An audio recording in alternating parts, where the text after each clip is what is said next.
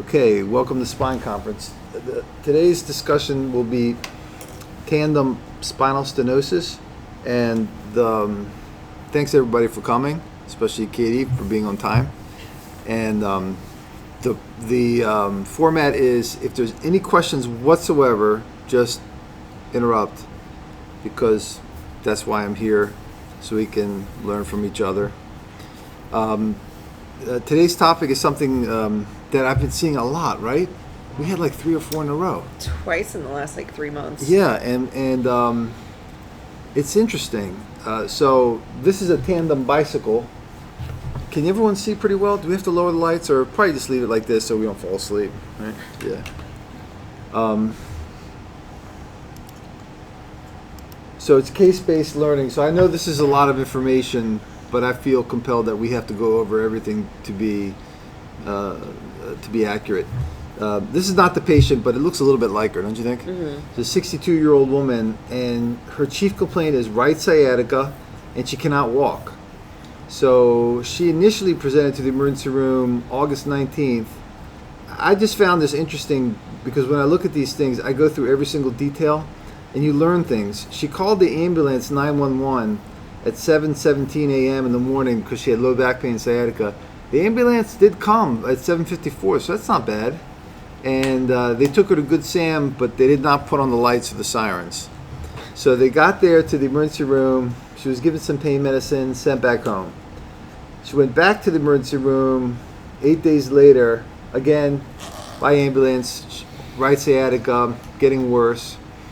She also had other complaints. She had a fall, she had a right foot drop, she had neck pain, she had right upper extremity numbness, she had left elbow pain, left shoulder pain. She didn't have a recent fall, but she had a fall a week earlier.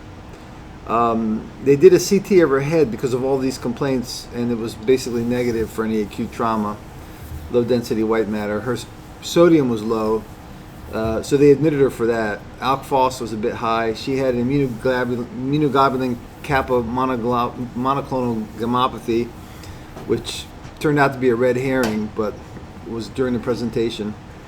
Her x-ray showed a left radial neck fracture. Good morning.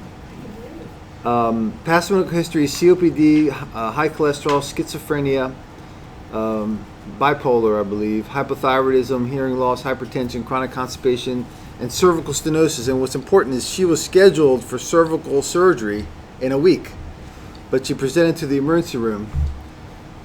She lives in an assisted living group home where I think there's 5 or 6 people. She quit smoking several years ago, but had a long smoking history.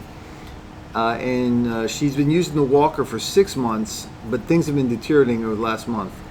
Medications, Synthroid, Miralax, famotidine, pravastatin, Symbicort inhaler, haloperidol, simethicone. She was on a Medrol dose pack Valium. Now, they did a stat cord compression study, which, does everybody know what that is, a stat cord compression study? You never had that, right? I didn't have that in training. So it's great. So what happens is people come to the emergency room and they have some kind of deficit. And usually they say, you can't have an MRI. It just takes too long and the tech's home. That's not the case anymore. Now when someone comes to the emergency room, they have something called the stat cord compression study. It takes like 20 minutes. It's low density. It doesn't give you a good picture, but it does tell you if there's something serious going on. So they do the whole spine, cervical, thoracic, lumbar. And it's great for the emergency room because they can catch a serious problem very quickly. And then if there's something that they see, then they do a dedicated MRI for that part of the spine, which takes, I think the MRIs take about 40 minutes or so. So to do a cervical, thoracic, lumbar spine MRI would probably take an hour and a half, and that will clog the MRI. So they have this new thing called stat cord compression study. Yeah, it just takes 20 minutes, I think. But the problem is the radiologists complain now because they say they do too many of these and that everybody gets a stat cord compression study. But if you miss a cord compression, that's a serious problem too. So I think it's fantastic, don't you? Nice. It's nice. Yeah. So she had a stat cord compression study, which showed a fracture of T4. We're going to go all of this. A fracture at T5, T6, edema, a fracture at L5. Just a bunch of things. Cervical stenosis, and there was a lot of motion artifact. On exam, she's 156 pounds. She had a right foot drop, ankle dorsiflexion 0 out of 5, toe extension 2 out of 5, ankle plantarflexion was 2 out of 5, right quadriceps was 4 out of 5, so she had reasonable strength in her quadriceps.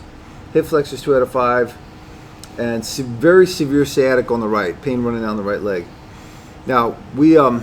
Could she ambulate at all? No, she could not ambulate. So, sciatica, cannot ambulate. And she lives in a group home, so she needs to ambulate to be able to take care of herself. So this was a serious problem. So she has a right foot drop, but she did have 4 out of 5 quadriceps strength. So I felt compelled to tell you a story. When I did my fellowship in peds, there was a really old orthopedic professor who would always sleep during the conferences. So we'd have conferences and present these children. Because he was fast asleep. So then they say, I forget his name, but he was the nicest man in the world. I think Dr. Brown or something. Dr. Brown, what do you think? And he would like startle himself, and then ask just a couple details. How old's the child? And what's the problem? And then he would only ask one question. Every single time he only asked one question. He said, "Does the child have quads?" That's all he would ask. Does the child have quads? And we were all dying of laughter. But you know what I learned from that is that's the most important motor function to walk is quadriceps. So if the child did not have quadriceps, the child's not going to walk. If the child did have quadriceps, the child can walk. So that's what I learned from that doctor. He was a great guy. But that's important because if you have quads, even if you have no ankle dorsiflexion, no ankle plantarflexion, even no hip flexion, but if you have quads, you can probably walk. So that was important in her. She had quadriceps strength. Okay. I don't know. I feel compelled to have told you that story. No, that was good. That was good. It was funny too. It was interesting. So, who wants to tell me what they see on these studies, and I'll help you. Is anybody? Any volunteers? If there's no volunteers, it's going to be Katie. Okay, Katie. What do you see here? We have Sagittal cuts, right? on the sagittal cuts. We on the left side. That's the This is the stack cord compression study. That's the stack cord compression study because you see the whole spine. I mean, it's not bad. You can see. And you have cervical stenosis at C3, C4. Yeah. So right off the bat, at the very top. 5, 6. Does everybody? C3 to C7. I don't know if we don't have a pointer. Hold on. We don't have a pointer, but you guys see at C3, C4, there's stenosis up there. Does everybody see that or no? Yeah. Okay. Basically, in layman's terms, the bright white is the spinal fluid that lights up, and when there's a pinching, when you don't see that nice white fluid going all the way down, that's areas of stenosis. Yeah. And on the right sagittal cut is the lumbar spine. Yeah. And that's not a T2 weighted image. That's why the CSF doesn't light up in the spinal canal. Right, that's T1. But what about the squares? Are the squares all uniform? In the lumbar. In the lumbar. See how there's several fractures? There are several fractures. We're going to call the last square in the lumbar spine 6 because that's what the radiologist said. But I don't like doing that because it's weird. But it's 6. So there's a fracture of 5. There's a fracture of 3. There's a superior end fracture of L1. There's a fracture in the thoracic spine at T4. A lot of fractures, right? So why does this? What are you thinking when there's all these? I know what I think when there's a lot of multiple fractures. I know what I think. What do you think? Recent fall. Could that multiple trauma, but maybe cancer? You know, because maybe there's a metastatic process going on with all these multiple fractures or lesions. Metabolic bone disease. Or metabolic bone disease, yeah. But that one thoracic vertebra was really. Yeah, it's very compressed and deformed, isn't it? Mm-hmm. Yeah. So, but she does have C3, C4 stenosis, and remember, she was scheduled for cervical surgery in a week. So she's been evaluated for this. So they called me a Good Sam, and I said, I was on call, and I said, well, you know, this patient has a surgeon that's been taking care of them like for a long time. You should contact the surgeon. But the surgeon declined to take care of her for whatever reasons. I won't get into that. So anyway, I had to take care of her. So I told her transfer her to Union Memorial, and we have to repeat the MRI scan. I want to see what's wrong, and we gave 10 milligrams of Valium, which was enough for her to be calm and go through the study, which isn't that much. So what do you see here in this dedicated cervical study, Katie? So we see a close-up of that cervical stenosis. Of C3, C4, yep, right? C3, C4. And you can see the disc space of C3, C4. 5, 6. What do you think of it? Does it look like the disc space? It's kind of like gone. It's kind of gone, right? It's Yeah. flat. So it's near C3, C4 is nearly bone on bone. Mm-hmm. And is the stenosis coming from the front from a disc herniation? Is it coming from the back from hypertrophy of the ligamentum flavum posteriorly? What do It you looks think? like coming from the back. Looks like more than the back, yeah. Would that be OPLL? No, Or is that OPLL is the front spine. So, Okay. but it looks like the pressure on the spinal cord is more posterior, isn't it? So the left is anterior, the right is posterior in these studies. It's a sagittal cut. So it looks like it's hypertrophy of posterior to the ligamentum flavum. I think that may do in part that the ligamentum flavum buckles when the disc gets flat. The ligamentum flavum buckles, so it's pushing in. So she has no disc space at C3, C4, right? So definite cervical stenosis at C3, C4 on the sagittal cut. So here are the axial cuts, C2, C3, C3, C4, C4, C5. And you can see that circle in the middle of the spinal canal. Does everybody know? Hi. I bought donuts for everybody. Oh, you brought your own breakfast. You see the circle in the middle of the spinal canal? That's the spinal cord. So I tell patients the spinal cord has the shape of a hot dog. It's a cylinder, and if you slice the hot dog like you would for a small child, so they don't choke, and then you look at the hot dogs, it's a circle.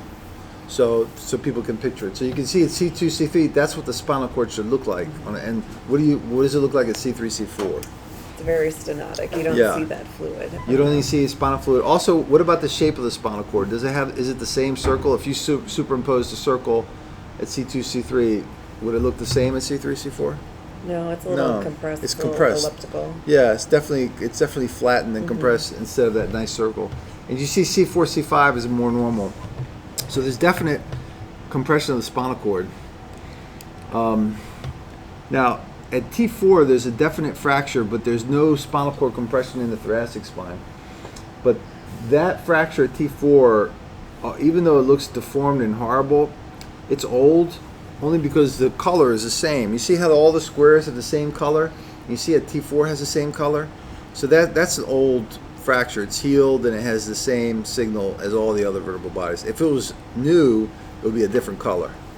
There would be blood, there would be edema in there, so it would be bright or dark. And so that's how you can tell it's an old fracture. It's homogeneous. Now I'll show you a recent fracture, and look at these fractures. They're a little bit more recent, aren't they? See how the color in the lumbar spine is heterogeneous? It's the different types of coloring. And there's some stenosis down there too. So we said 5's broken, 3's broken, and 1 has a superior end plate fracture. So this is the spinal canal at the lumbar spine. So what do you think of L1, L2? Do you think now the middle circle is the spinal canal and the dots are the nerves. So towards the ceiling is the disc space and towards the floor is where the buttock would be. So what do you think of the spinal canal at L1, L2, Katie? There's plenty of room. Yeah. The nerves don't look compressed. Plenty of room for the nerve roots, plenty of spinal fluid for all the nerve roots, right? L2, L3, is the spinal canal slightly less, same? What do you think? Maybe a little bit on the left side. Maybe a little bit less, but still plenty of room for the nerve roots. How about 3, 4? Nope. Can you see any spinal fluid at all? It's very compressed. It's very compressed, right? So there's no, it's not super severe, but there's no spinal fluid that you can see. So all of the nerve roots take up the whole spinal canal, which means there's not much CSF there, which means there's stenosis there at 3, 4. I remember 3, 4 is at the fracture level. Yeah, it's at the fracture. Mm-hmm.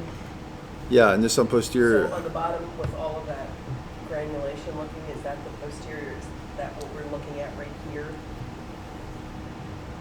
Say your question again. So the white space, like on the image on the left, all of that white, the previous image, is that the base Just look at the sagittal, you know, the. This is the spinal canal, Okay. and it should be like that big. You see how it's tight there, Yes. and the white is the fluid. Okay. So you should see a bunch of white everywhere in the spinal canal and the little dots. So in the previous image, were we looking at all of that? We're looking at an axial cut. At the axial? Yeah. All Yes. that was on the base? Okay. Yeah. So the spinal canal should be a nice circle with plenty of CSF, like that. See Okay. it? See the middle circle with plenty of CSF, and you can see the individual nerves. These are all axial cuts now, and then C3, C4 is very stenotic. So that injury that we saw before, that's what that is on the base there? Yeah, you're looking at two views. So to understand something, you need to see different views. So the views that we see are sagittal, like sagittal looks like that, axial looks like that, and coronal looks like this. So there's three. Usually we don't use coronal as much. Usually just sagittal and axial are enough. So L3, L4 is definitely pressure on the nerves. L4, L5 also has some pressure on the nerves and more on the right. The right is on your left, and the left is on your right. And so there is some pressure on the nerves there, and 5, 6 is sort of tight too.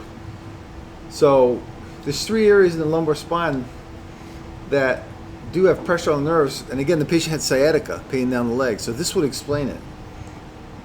Here's the elbow, and you guys can see the radial neck fracture. I wish I had a pointer. Yeah.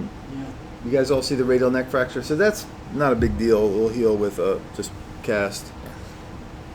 Now, with all these fractures, and the patient is not a great historian due to her mental illness. She's difficult to explain what's going on. So these patients, sometimes you have to treat them like a baby because you can't talk to babies. So a bone scan, I feel, is, I mean, I may be wrong, but I feel is very helpful. So does everyone know what a bone scan is? So you put radioactive dye into the vein, it courses all through the body, and if there's any fracture or tumor or infection, it lights up. So it will give me a picture of everything that's going on, because I want to know, I mean, does this patient have metastatic disease, or like what is going on? Am I missing a fracture? She has so many complaints. So I felt the need to know everything that's going on in this patient before I take care of her. I didn't want any surprises. Anyway, that's how I am. So the bone scan was basically negative. The left shoulder lit up, but I knew she had severe left shoulder arthritis. And you can see the forearm where the IV went in, that lights up. And sometimes the bladder lights up if it's later on in the study. And she has some knee arthritis and some foot arthritis, but otherwise it was negative. So that was good. At least I knew that I wasn't dealing with the cancer. So then I ordered a CAT scan, chest, abdomen, pelvis, just to make sure I'm not missing any other tumors. And that was negative for cancer. And you can see here the fractures of the lumbar spine. And the middle fracture, you can see how destroyed that is. And has anybody ever heard of the term butterfly fracture? Butterfly deformity of the... Can you see the middle bone? See how it kind of looks a little bit like a butterfly, like 2 wings? So in patients who are very osteoporotic, the disc basically, the pressure from the disc compresses the bone, and it just collapses like that. So that's kind of like an end-stage osteoporotic fracture of the spine. That's what they look like. So I think this patient had severe osteoporosis. You can get a better view, and you can see how at 3, where the severe fracture is, you see how there's a big callus in the front. Yeah. So it tells you it's been there for a long time. So it's probably acute on chronic, because remember the signal was different on the MRI scan, and yet you have this callus. The callus takes months to form, something like that. So these fractures are all sort of old. I didn't think that they were acute, but she was presenting with acute sciatica, like suddenly she couldn't walk. Okay, so we have this patient now, and I think we know everything that's wrong. So she has severe right sciatica. She can't walk, and before that she was walking in her home, and she has multiple fractures. T4 is healed, but L3 and L5 are acute on chronic. She has stenosis at L3, L4, L4, L5, and L5, L6, and she does have central stenosis and she's scheduled for surgery. And she says she has had a harder time walking over the last several months, where she's needed a walker, and then she was evaluated before she had this acute episode, and she was scheduled for cervical decompression. Yeah. I just want to make it clear that I did hear the history, but I wondered when you examined her, could she walk? Did you? No, severe sciatica, like when you extend her knee and her hip, very severe. Straight leg raise, very severely positive. Yeah, she cannot walk. So she has schizophrenia, but she does make her own decisions, and she has a very supportive family. And she has a radial neck fracture. So, what questions? What do we do? What questions? Anything? I can keep going. So the question is, how do you make this pig? Yeah. The question is risks. What are risks? Yeah. So she's pretty healthy, actually. If you think about cardiac, pulmonary, renal, her biggest issue is probably a mental disease, which is a big deal, because of recovery and whatnot. She has both cervical stenosis and lumbar stenosis, and her cervical stenosis is not mild, and it's been giving her problems walking, and she was scheduled for surgery. So basically, I felt that had to be treated first. And we're going to get into that's the whole point of what we're talking about is tandem spinal stenosis. Which one comes first? Now the lumbar spine, like, what do? There's fractures, so the fractures make the spine weak. So as far as the lumbar spine is concerned, I mean, you could take the aggressive approach.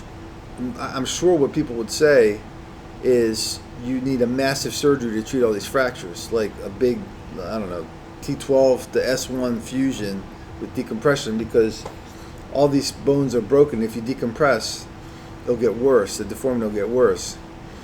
The surgeon that was taking care of her before said that she needs 2 levels of corpectomies and needed to be transferred to shock trauma. And, I mean, basically, I don't know, he didn't want to deal with it. So, I mean, that's impossible too. I wasn't sure what to do in this case because it's an unusual case. My plan, if I was going to do anything for the lumbar spine, was just a one-sided hemilaminotomy and decompress the nerve roots just on the right where she has symptoms at 3, 4, 4, 5, and 5, 6. But I felt that the nature of her pain was very severe, worse than what most people get. So it wasn't like it's an acute big disc herniation. I mean, I thought her pain was much worse than what the MRI showed. So that's why I felt this may be a cervical problem. Yeah. Did she have cervical pain? No, mild. So they were going to do her surgery. Ataxia. She had ataxia. So she couldn't walk well. Her hands weren't functioning. She was becoming myelopathic. Okay. Mild pain. So, okay, so any other questions about that? I mean, this is a complex case. It's probably not a good case to do the first thing for spine conference. We should have done something simple, but this is what I had planned. So any questions? Do you have any questions? What to do? So I'm gonna go over. So what's your favorite Thanksgiving dish, Katie? The ribbed canned cranberry sauce. Oh my God! If it doesn't have the ribs, I'm not eating it. That's my least favorite. Ocean spray. That's my least favorite Thanksgiving thing. Okay, the whole cranberry or the gel? Oof, I can't do whole cranberries. No jellied cranberries. Lord. I can't believe you like that. Okay. Shouldn't have asked me. Okay. So tandem spinal stenosis is basically stenosis in 2 areas of the spine at the same time. So these girls are tandem divers. So basically at the same time stenosis, and it's usually cervical and lumbar because that's the part of our spine that's mobile. And the triad presentation is neurogenic claudication, which this patient sort of has, pain, neurological pain when she ambulates, a progressive gait disturbance, which she does have, and then mixed upper lower motor neuron signs or symptoms. She sort of doesn't have that, like clonus or Hoffman sign, but she does have myelopathy. So she sort of has this triad.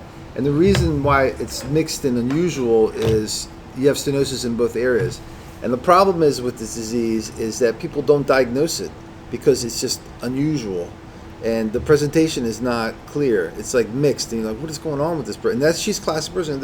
All the ER doctors are like, what is wrong with her? Like, why does she have so many complaints? Why isn't it just a normal complaint? So that's why she was so tricky to diagnose. So these, I'm going to go over these articles quickly, and just interrupt me, but I feel compelled we should go over all the articles. So I read all these articles to understand this problem a little better. This was the best one. This was the review study from Journal of Bone and Joint Surgery from 2017, and it was from Mount Sinai in New York, and it was a review study. So basically, they took 17 studies, and then they compiled all the information that they learned, and they put it into a paper, sort of review the whole, all the literature that's out there. So what they found was it's associated with ossification of the posterior longitudinal ligament. So if you have that disease process, there's a high likelihood that you have tandem spinal stenosis. It's also associated with a small spinal canal, and I'm going to go over this. I'm going to show you what that is. It's a canal body ratio of less than 0.78. So that's basically the area for the spinal canal and the area for the vertebral body. If you have a small spinal canal compared to your vertebral body, you're at risk for this. So basically, you're born with a small spinal canal. Now, I'm going to show you what that is. We said upper and lower motor neuron signs under diagnosis. It's usually unrecognized, like in this patient.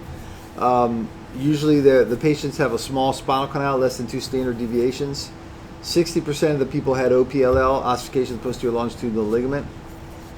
Risk factors are older people, over 70, men, and if you had multiple stenotic areas in your spine, not just L4, L5 stenosis, but like L1, L2 stenosis, L2, L3 stenosis, L3, L4 stenosis, those patients are more likely to have it. And there's 2 case reports that are interesting, and I've seen both of these in my practice. So quadriplegia from a prone position due to C6, C7 stenosis. So a patient with no neck pain, no radiculopathy in the arms, they have a surgery, they wake up paralyzed. And the reason why they're stenotic. And the act of going to sleep relaxes everything, and they don't have a protective reflex, and they get a deficit. So I remember when I was at the VA, they nailed the person's femur, and he had a thoracic lesion, and he woke up paralyzed. So it can happen. It's rare, but it can happen. And the opposite too, you can have a lumbar problem and you can wake up with a problem. This is just standard deviation. Nobody cares about that. This is another article from the Spine Journal, a retrospective study of tandem spinal stenosis. And basically the take home is that this thing exists, and sometimes you need surgery, sometimes at the same time or sometimes staged. And it all, I covered it with the last one. This was from Japan, a study of the population, and this is the ratio I talked to you about. So B is the vertebral body, and A is the spinal canal. So if the spinal canal, which is A, over the vertebral body B, is less than 0.78, high likelihood of tandem spinal stenosis. And this is, you can see this on an X-ray. So it's called canal body ratio or Torg ratio or Torg-Pavlov ratio or Pavlov ratio. Torg was an orthopedic surgeon, Pavlov was a radiologist. I think they were from Philadelphia. So this is something you can easily see on a side view. And the study from Japan showed that if the ratio was less than 0.75, there's a high likelihood for tandem spinal stenosis. To the right, that one is less than 0.75, and you can see those people had a 25% probability of having tandem spinal stenosis. So, and then if you had a normal canal body ratio, you see on the left it's 1.0, it was very low, it was like 5%. So basically these people are born with small spinal canals. And this just says if you're born with if you have tandem spinal stenosis, high likelihood that you're myelopathic. This is a study from 2011 of just tandem spinal stenosis, and the patients were treated either simultaneously surgery or staged. And they did very similar. So you can do both. You can either stage the surgeries or do them at the same time. If you're older than 68 or you had higher blood loss than 400 cc's, or the surgery was higher than 2.5 hours, high likelihood for complications, which makes sense. So this is a study at Georgetown in 2016 where they had 6 patients that presented with low back pain, and then when they studied them, they found that they had cervical stenosis as well. And they did cervical stenosis surgery first, and they found that that took away their low back pain. So decompressing the cervical spine makes your low back pain go away. So why that is, I don't know. Maybe because the neuro, it's double crush syndrome. If you have a nerve that's compressed in two places, if you decompress the higher level, the lower level won't be as symptomatic. The signals go down from the brain. I'm not sure why, but it definitely happens. This is an article of 17 one-stage surgeries, and it basically, the article says you can do it, but it can be done. This article just shows simultaneous surgery, more complications if the patient's older than 60, blood loss less than 200 times more than 2.5 hours. This is from University of Maryland. That's University of Maryland, which was an article about tandem spinal stenosis, and it just goes underdiagnosed. And they diagnosed it commonly when they did a lumbar procedure and the patient didn't get better, and then they did further imaging and they found out they had cervical stenosis. So you have to have a high index of suspicion.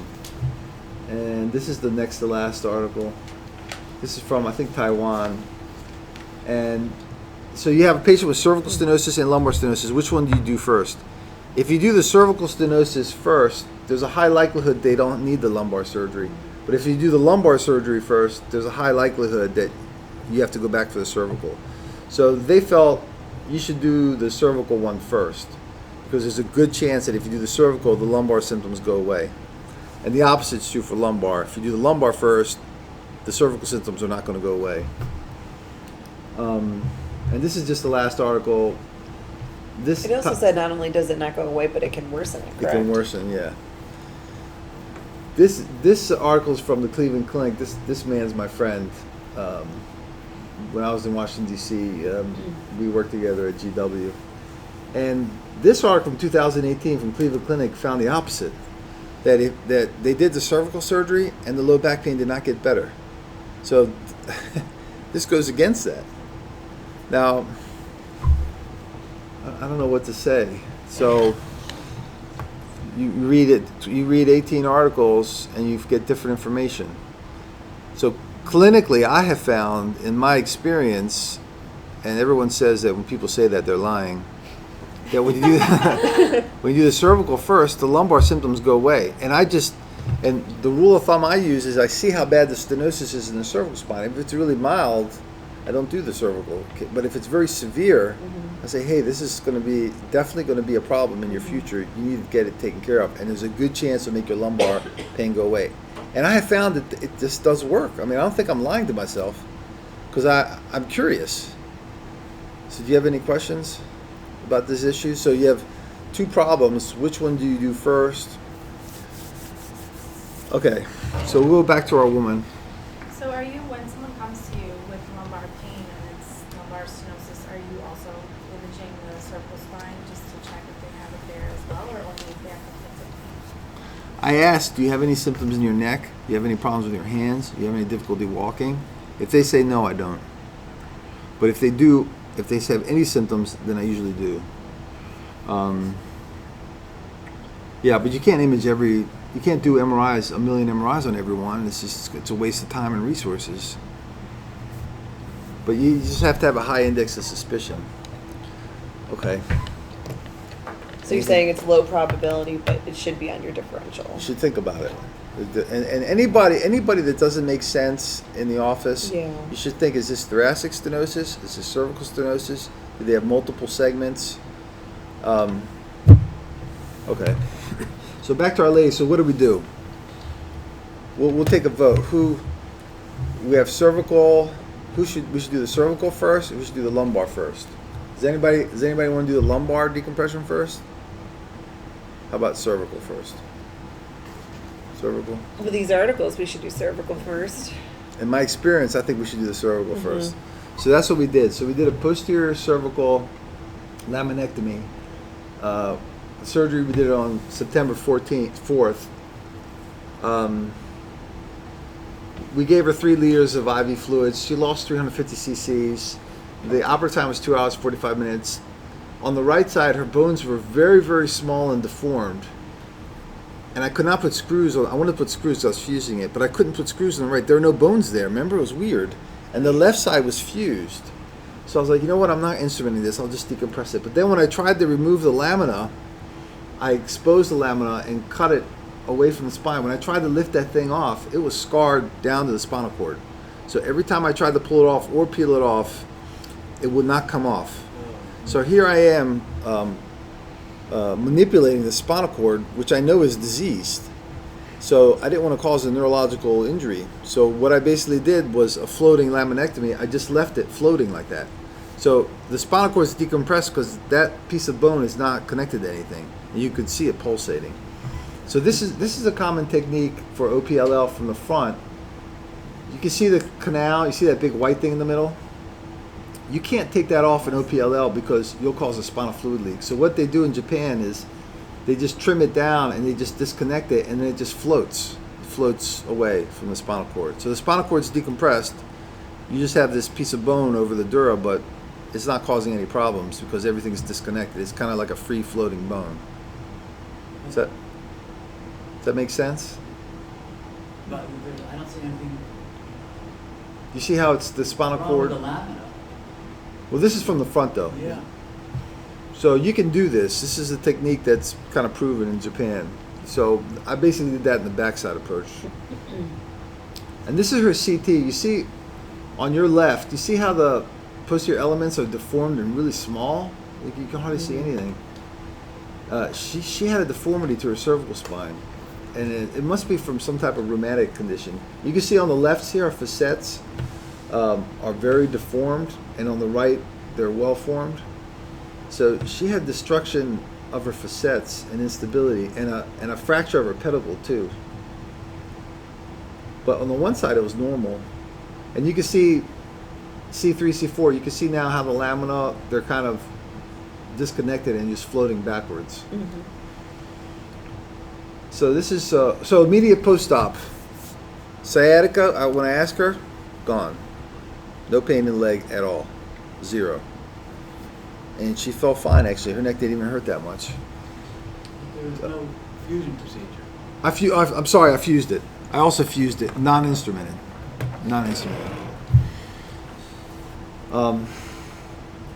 Sorry about that. I forgot to tell you.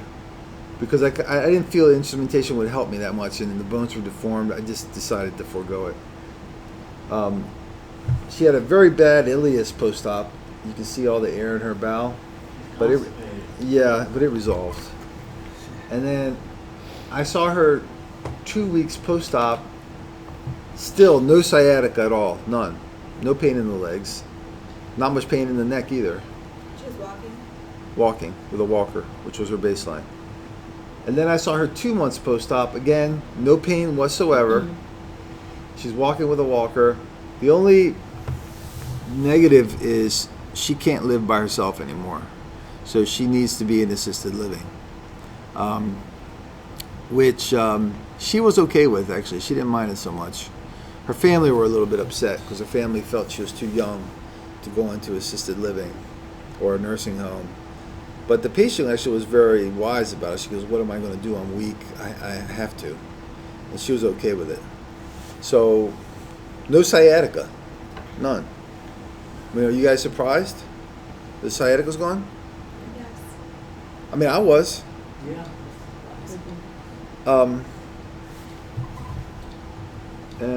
Yeah, that's it. So she's doing fine now. So I told her to come back to see me in 6 months, just keep doing physical therapy.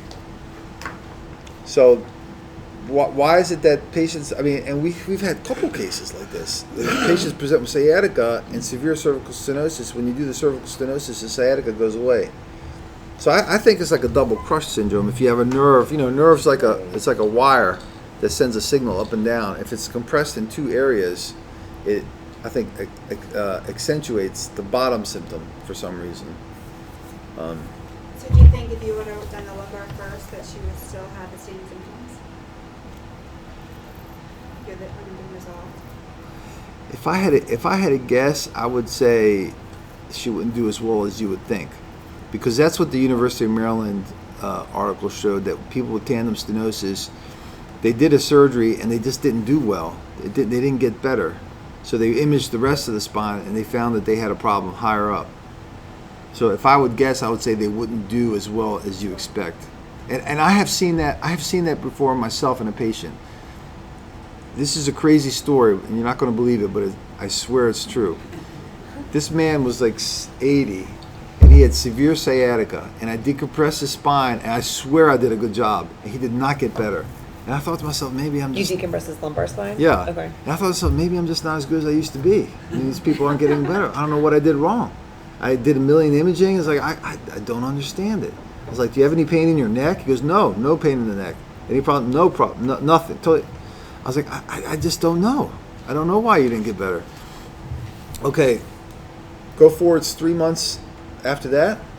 He was admitted to Hartford Memorial Hospital with sepsis.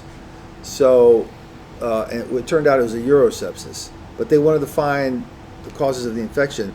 They did an MRI of his whole spine. They found that he was severely stenotic at C6, C7, and he presented not only with sepsis, but paralysis. So his spinal cord was severely compressed at C6, C7, and had no symptoms whatsoever in his neck, ever. He actually presented to the emergency room paralyzed from C6, C7 stenosis that had no symptoms.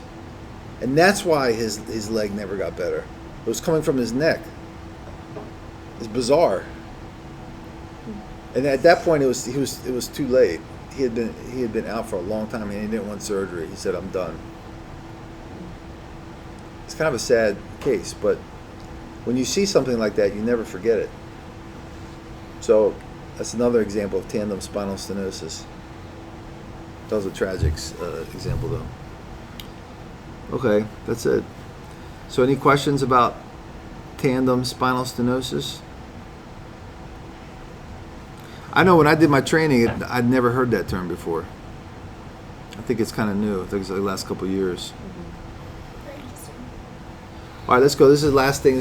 We're going to do a last thing today is I'm going to ask everybody one thing that they learned from today's discussion. Who should I start with? You can start with me. I'm going to do, Katie. Well, you Just one mentioned thing. this very quickly, but also from reading the articles, I found it interesting that it's always C and L and never really the thoracic spine because it's not very mobile. Yeah. So rare. But it can happen, but it's rare. But it's rare. Yeah. So that's what I learned. Yeah, but it can happen. I'm going to go next with Tanya. One thing that you learned. Not to come to these anymore? About what? Not to come to these talks anymore? I like this. This is really Okay. good. All right, good. Very informative. About the whole, we're doing the surgery in the cervical spine to get rid of the lumbar pain. Yeah. Doing it first. Which is like the whole point of this discussion is that it's counterintuitive. I've seen it many times before. It's counterintuitive. Like, one patient told me, okay, I came to you for low back pain, and now you're cutting on my neck? I was like, you're going to have to trust me on this. that it's probably going to make your low back pain go away. And they, most patients like, I trust you because this is what you do, and it usually works. Actually, in my experience, it's always worked. All right, let's keep going. One thing. It's the same thing. It's just an interesting, theory that there's both regions and that the cervical would take care of all the lumbar issues, and even walking and the pain down the leg and all that. Yeah, and that the cervical stenosis can make the lumbar symptoms much worse than what they should be. Yeah, I've learned that too. Is that if something is out of proportion, like it doesn't make sense. This patient should not be in that much pain to think that there could be cervical stenosis. So yeah, I learned that too. Lorraine? Just that same thing, just that that patient had, all that lumbar pathology and just doing that cervical fusion. No pain. There's no pain. She's Yeah, able to walk. the fractures don't hurt. The nerve pain's gone. That's amazing. I mean, it's amazing, right? Yes. And I almost did a surgery to fix that. And to think that was not the problem. I mean, she still has that problem in her body, and there's a good chance it's going to bother her in the future. But that's the whole point of this discussion, is that doing the cervical stenosis made that go away. And I'm not crazy. You saw her, right? Right. I mean, it's true. She Even looked though good after the surgery. last article says that doesn't happen, but I don't know. But Tom's a good guy. He's a very honest guy. I know when he publishes something, it's always true. Mm-hmm.